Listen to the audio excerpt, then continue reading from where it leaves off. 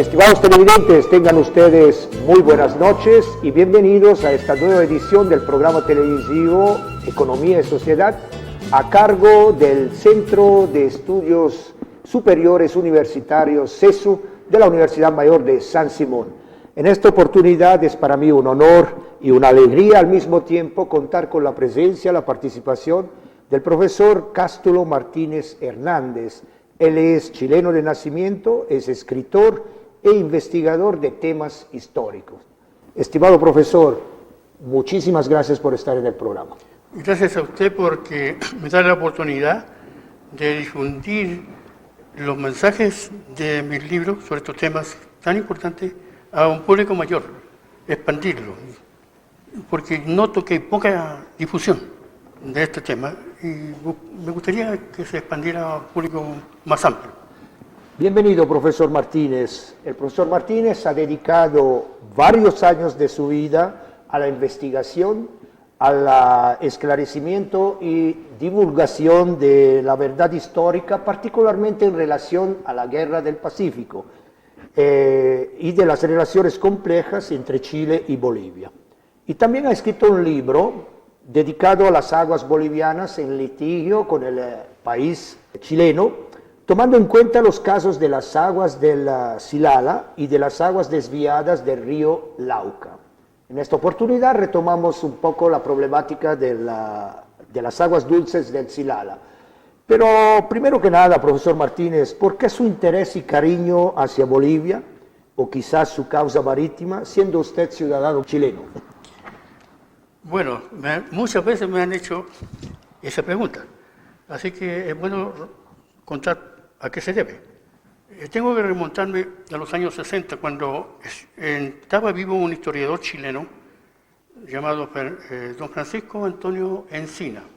De esa obra de él, que se llama Historia de Chile, que tiene 20 tomos, el Ministerio de Educación sacaba, y todavía lo hace, los textos, los libros de texto para la enseñanza de la historia en las escuelas y liceos de Chile. Y ahí se enseña que Bolivia nunca tuvo salida al mar y que ese decreto de Bolívar que hablan en Bolivia nunca existió, es espurio.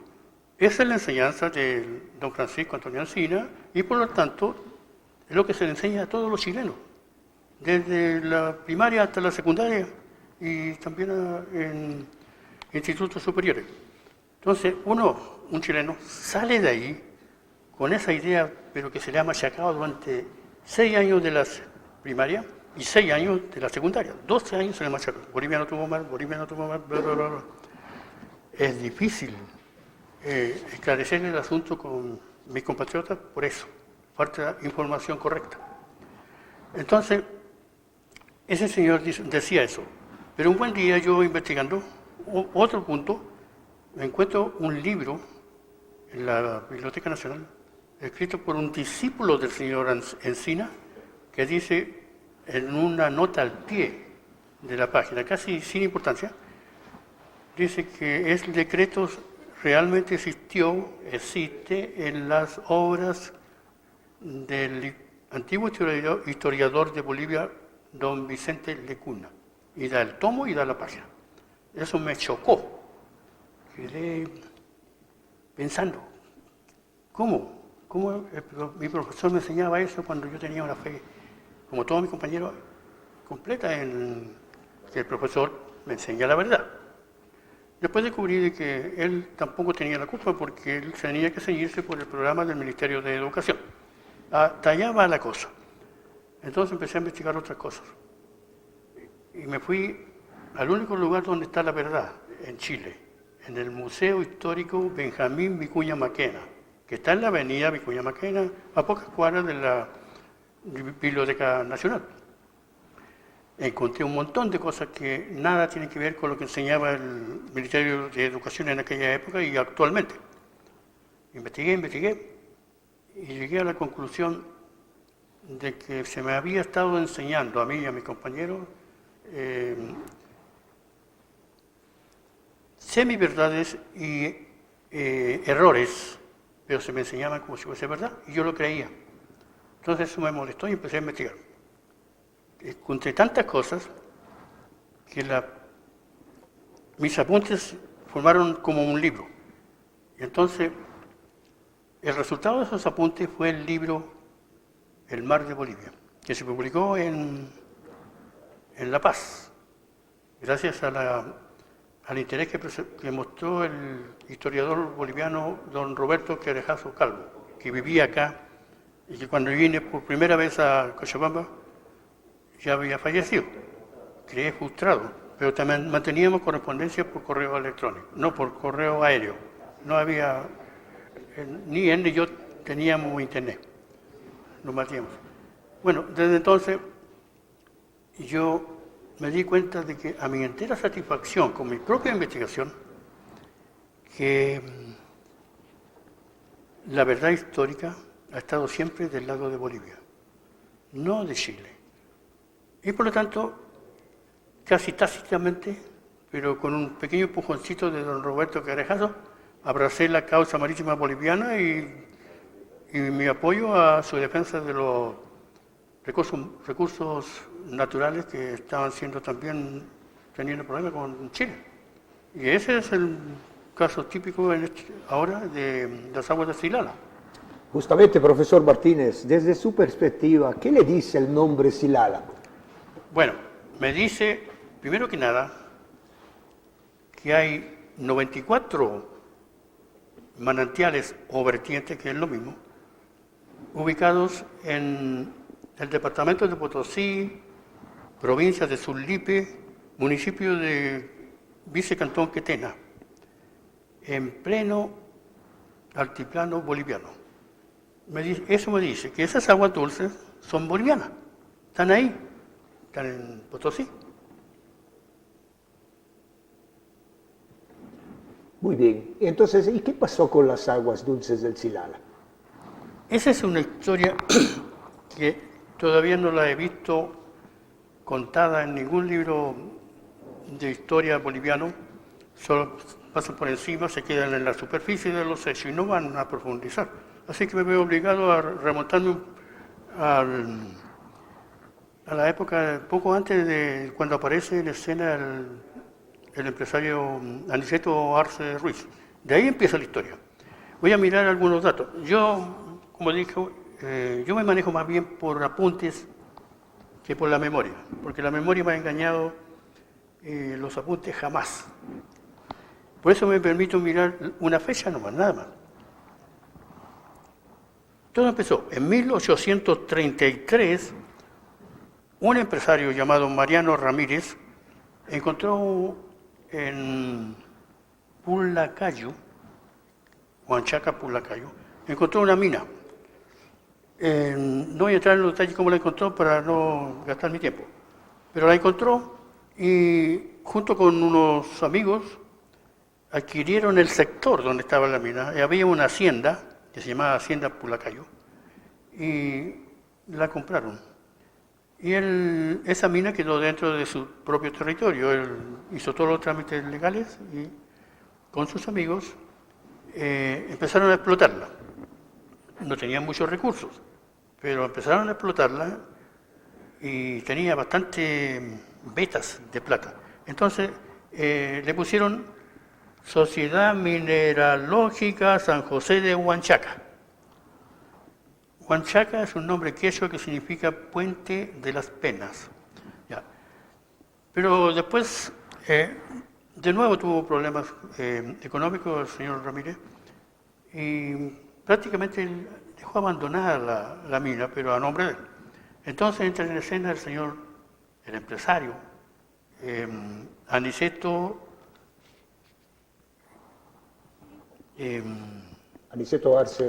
Arce Ruiz.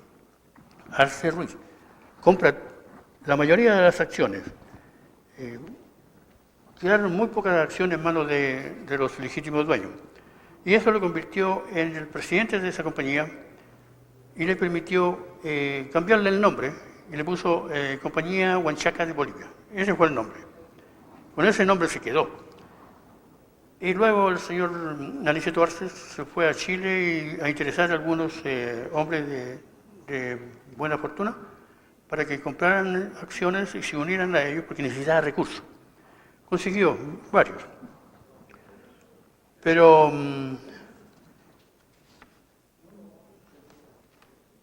tuvo un tiempo trabajando esa mina y de repente, el señor Arce tenía mucha influencia en el gobierno boliviano durante su época y supo con mucha anticipación de que el gobierno boliviano iba a hacer un llamado a licitación para la instalación de una red ferroviaria bien grande que uniera algunos puntos de Potosí con otros puntos de otras ciudades, y la idea era que llegaran a La Paz. Y con el propósito que transportara minerales y personas. Eso significaba muchísimo dinero porque la red ferroviaria era cara, tenía que comprar locomotoras, hacer posadas o estaciones donde llegara el tren con personas y almacenes para almacenar los minerales. Todo eso era un trabajo de enorme envergadura y el señor Arce no tenía el dinero suficiente, a pesar de la colaboración de los chilenos y de los bolivianos, no le alcanzaba. Entonces entró en contacto, porque él era un hombre muy activo, energético, y entró en contacto con una empresa financiera inglesa que se interesó en el tema y prometió aportar con todo el dinero que se necesitara. Entonces puso dos condiciones, sí. El acuerdo se va a hacer y firmar en Londres. Y el nombre de Compañía Huanchaca de Bolivia se va a cambiar y tiene que ponerse un nombre en inglés. El nombre fue de Antofagasta, Chile, and Bolivia Railway Company Limited. Yo en las clases hablaba siempre de la compañía inglesa nomás porque el nombre era muy largo y los alumnos se tartamudeaban. Ese nombre de la compañía inglesa, yo le agregué Compañía Inglesa Boliviana, porque era la Huanchaca era boliviana, el presidente era boliviano, y lo único que tenía de inglés era el financiamiento y la razón social. Yo quiero hacer un alcance aquí, he visto en libros de la historia de Bolivia, de varios personajes, y también hay escritores que siempre hablan de la compañía inglesa chilena. Y otras veces ni siquiera dicen compañía inglesa, dicen la compañía chilena. No tiene nada que ver. Chile habían 4 socios, había un poco más de socios, pero chilenos. Pero el capital que aportaba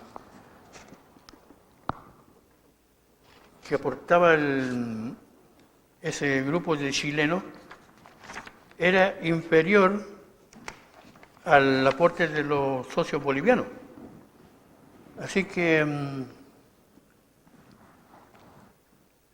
para mí se puede hablar perfectamente de la compañía inglesa boliviana. Bueno, con el dato que obtuvo él y con el financiamiento de la compañía inglesa, logró una infraestructura muy completa, preparándose ya para afrontar ese enorme proyecto. Y el tiempo pasó y finalmente en 1887 el gobierno boliviano llama a licitación. Se presenta solamente la compañía inglesa, boliviana. Nadie más se presentó. Todo estaba en un flujo de influencia, que era lo que más de valor tenía esta compañía inglesa, la influencia. Así que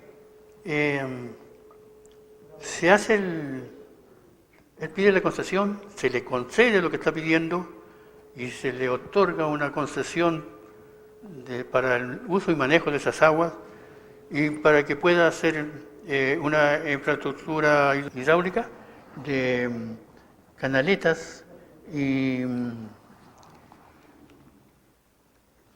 y otros trabajos que tenían que ver con esa estructura que estaban haciendo, artificial. Entonces, esa canaleta y la obra hidráulica no se hizo, como yo leo en algunos historiadores, sin permiso de Bolivia. Sí, eso es lo que se pidió en el petitorio y eso es lo que se le concedió en la escritura de concesión. Estaban autorizados. ¿Cómo iban a sacarle el agua para hacerla llevar al territorio de Calama, Chile, donde estaba la empresa ferroviaria de esta compañía inglesa? Porque los manantiales no van a ningún lado, no tienen una dirección. Afluyen, emergen y se hunden. Es así, es como un charco. Entonces, esta compañía inglesa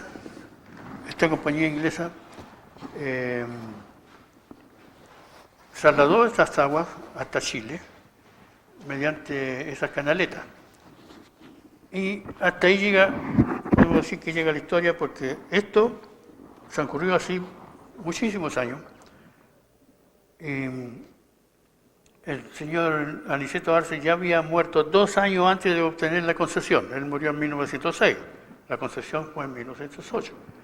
Pero seguía siendo presidente de esa compañía un boliviano, un empresario boliviano. Entonces, pasó el tiempo, nos saltamos un gran trozo.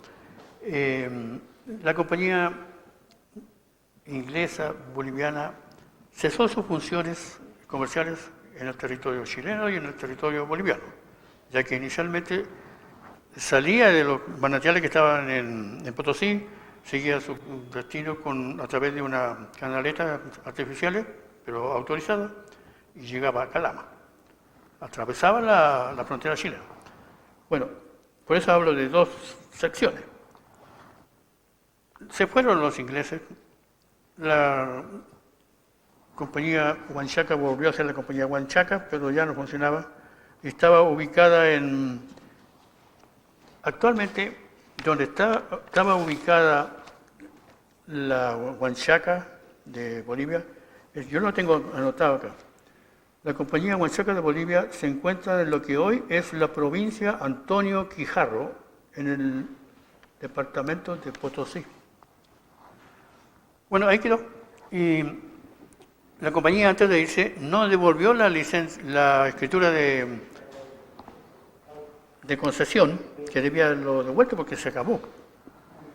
Se la entregó al Ministerio de Obras Públicas de Chile. Este ministerio la sacó a licitación y se presentó un solo oponente, que fue el grupo de don Andrónico Luksic Avaroa. Él adquirió esa escritura de concesión que ya estaba súper vencida y casi inválida, y también había comprado toda la infraestructura de la compañía inglesa en el sector chileno. Así que con eso él y su grupo, sus hijos, empezó a comercializar estas aguas a un cordón de empresas mineras que estaban a lo largo de la línea fronteriza de Chile con Bolivia. Eran como 10. Pero 2 de ellas pertenecían al Estado chileno, la Chuquicamata y la Escondida. Eran estatales. Entonces, ese grupo, Luksic, le vendía las aguas a Chile, al gobierno chileno, mejor dicho, al Estado chileno, porque los gobiernos pasan y el Estado continuaba ahí, le vendía esa agua carísima, porque el agua dulce, potable, como las aguas siladas, en medio de un desierto donde la mayoría de los ríos eran salados y con alcalíes, era carísima, precios elevadísimos. Pero tenían que pagar porque era la única agua que podía surtir a las locomotoras sin destruir sus reservas, su estanque donde se almacena el agua. Las otras aguas eran de río con alcalíes y destruían las locomotoras. Así que se hicieron multimillonarios. Y no por la herencia que heredaron del señor Avaroa, del héroe chileno, que ahora les cuento sobre eso. Héroe boliviano. Claro, Eduardo Baroa. Eso. Le cuento.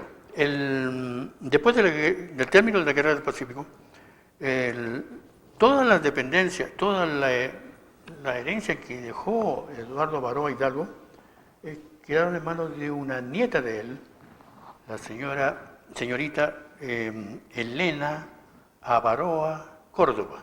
Entonces, ella era la heredera y de repente llega a Calama un empresario croata, conoció a Elena y para abreviar se casaron y tuvieron 2 hijos, Vladimir Luxi Abaroa y Andrónico Luxi Abaroa.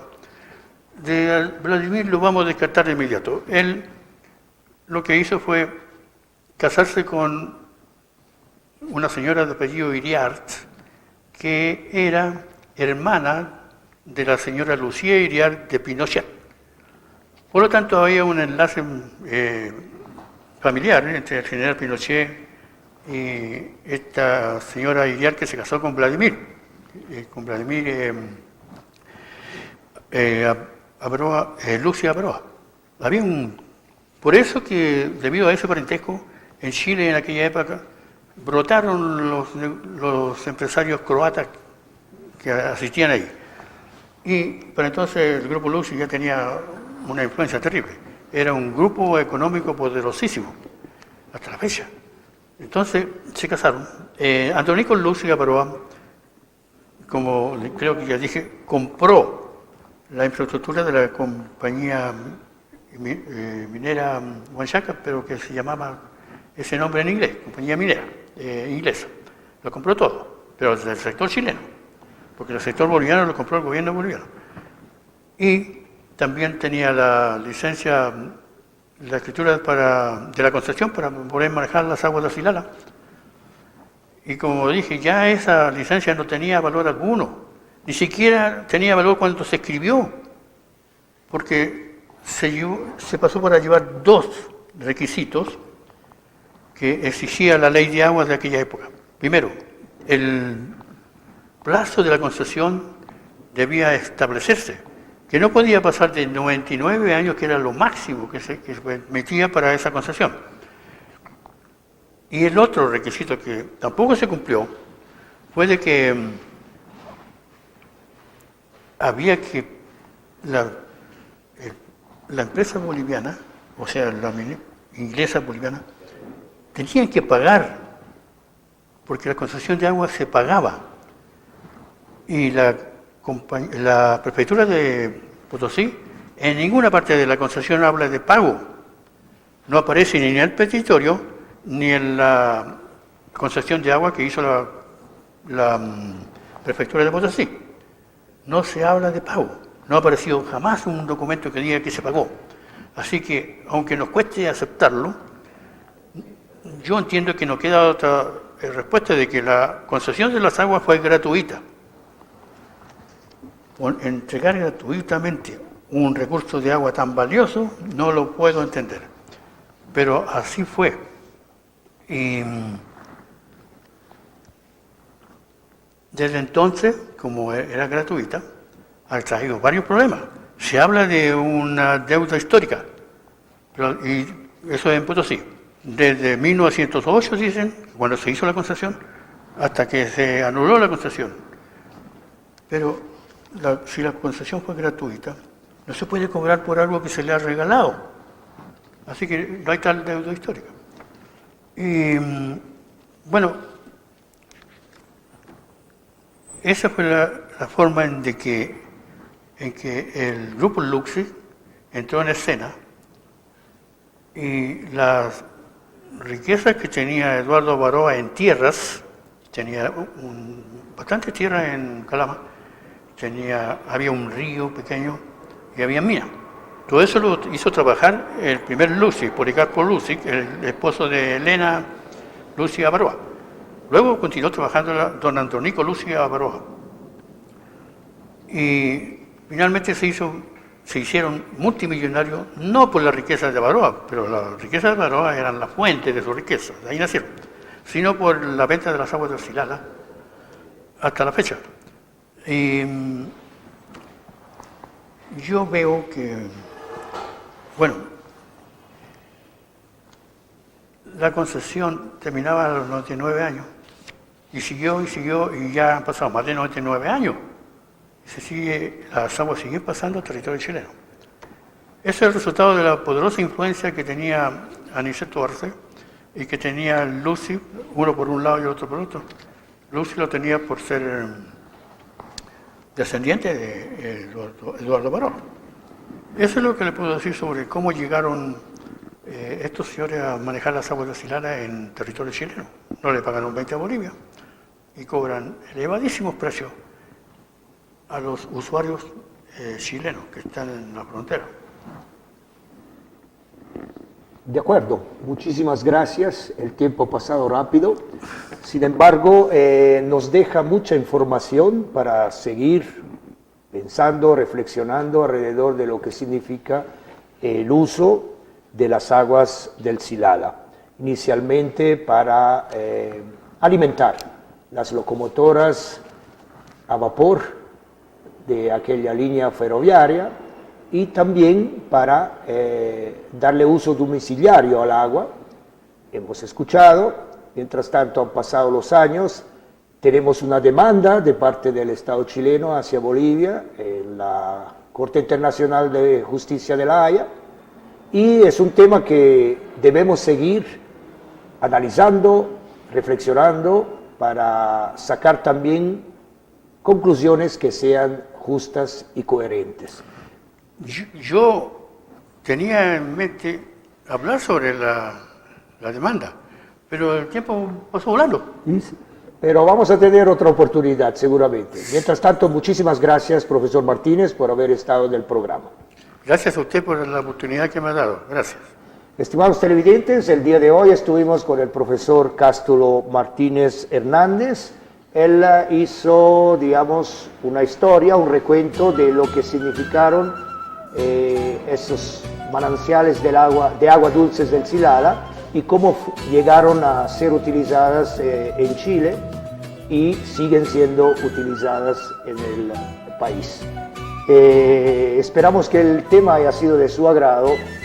Hasta una próxima oportunidad.